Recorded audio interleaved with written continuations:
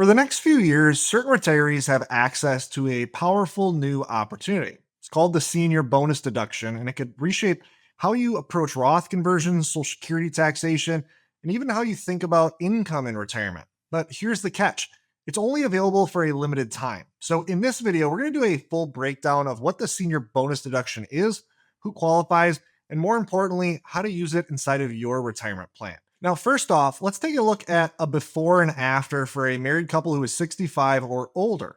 Now, prior to the most recent tax bill, the standard deduction for this type of couple would have been a little over $33,000 when combining the base standard deduction and the over 65 add on deduction. Now, retirees over 65 see some big improvements here with the introduction of the new senior bonus deduction. First, the one big beautiful bill raised the normal standard deduction for all joint filers by $1,500, but then also added in a new senior bonus of $6,000 per taxpayer. In total, a couple over 65 will see their quote unquote standard deduction go up by $13,500 to almost $47,000.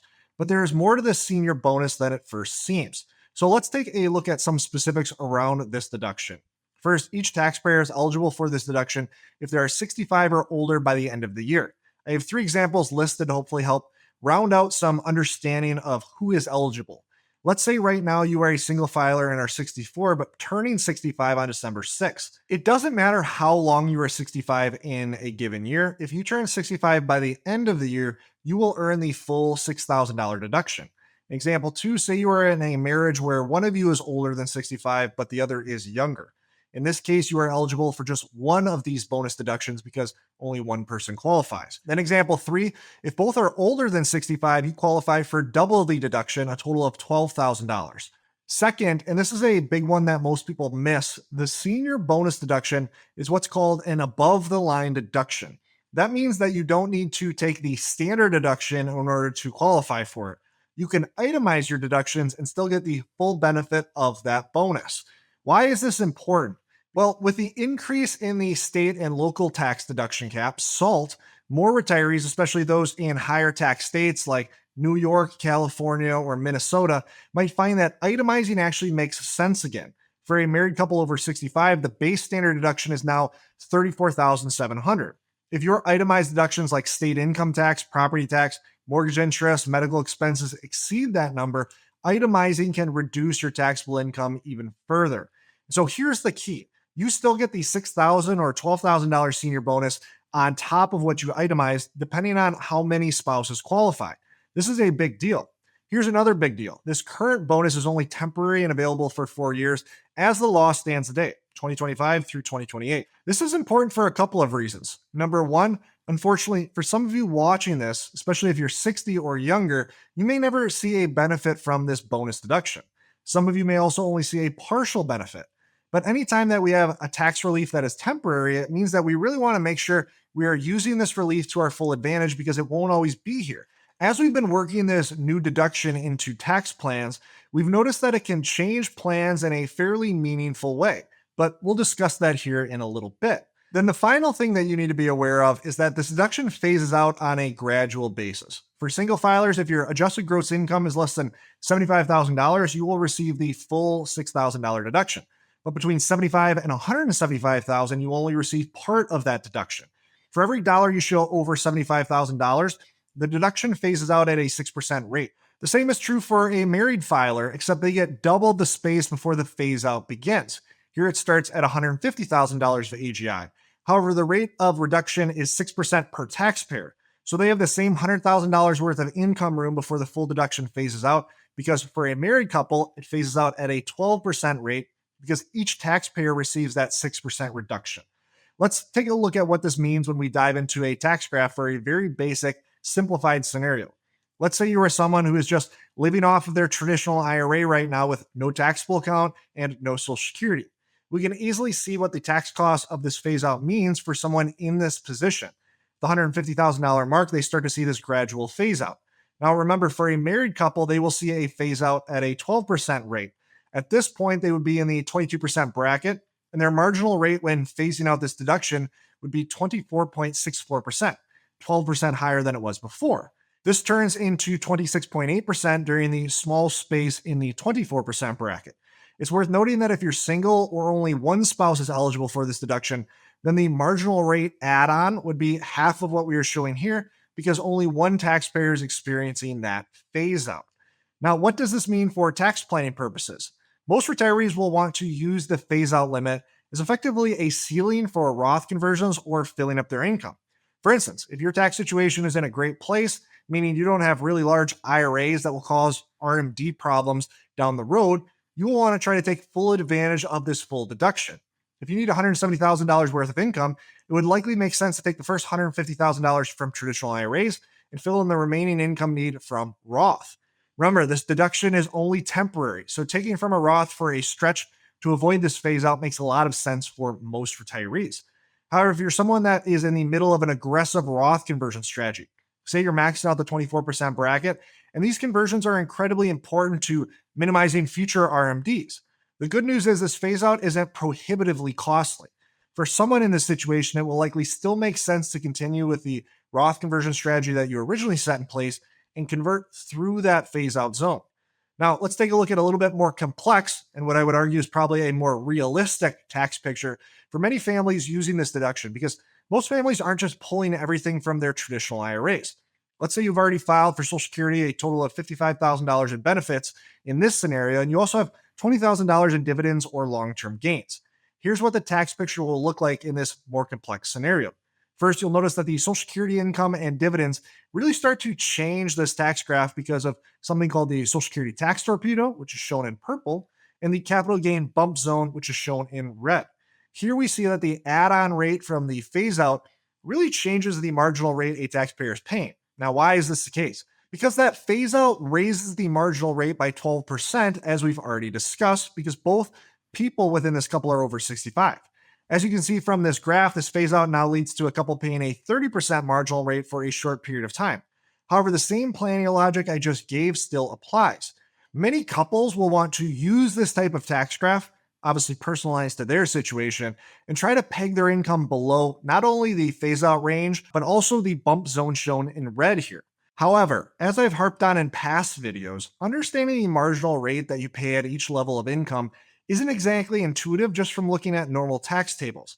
So I'd highly recommend you use something like the software that I'm showing on the screen to inform your tax planning year to year. Now, let's take a look at how this deduction intersects with Social Security taxation. During the election cycle, the current administration floated around the idea of making Social Security benefits completely tax-free. Now, that didn't make it into final legislation, but instead we got the Senior Bonus Deduction. You may have heard claims like, this deduction means 90% of retirees won't owe taxes on their Social Security.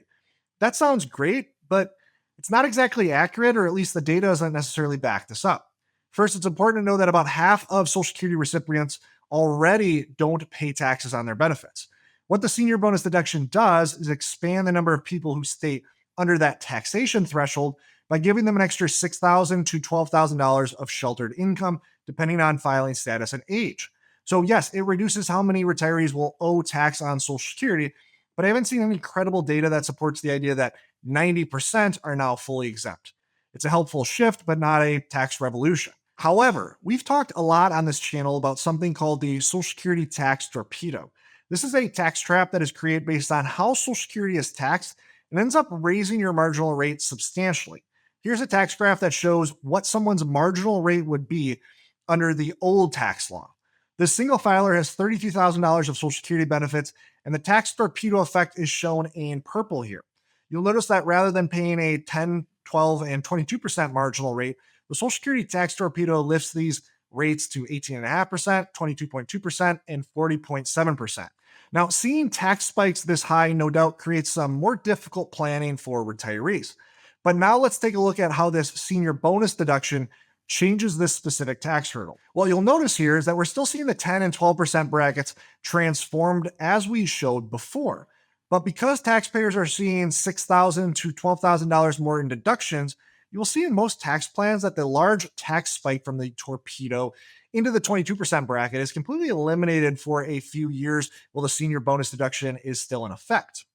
Even if this filer ends up pushing into the gradual phase out of that bonus deduction, they're still better off overall than the previous system where they saw that larger 40.7% spike.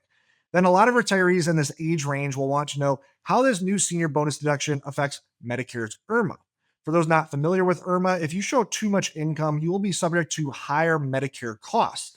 Now, IRMAA can be a little bit confusing because one, it's a 2-year look back, meaning the income that you show in 2025 will affect what you pay for Medicare in 2027. Also, it's not based on your taxable income, it's based on something called modified adjusted gross income. Because of this, the senior bonus deduction will not affect IRMAA. In fact, the One Big Beautiful Bill made no changes to IRMAA.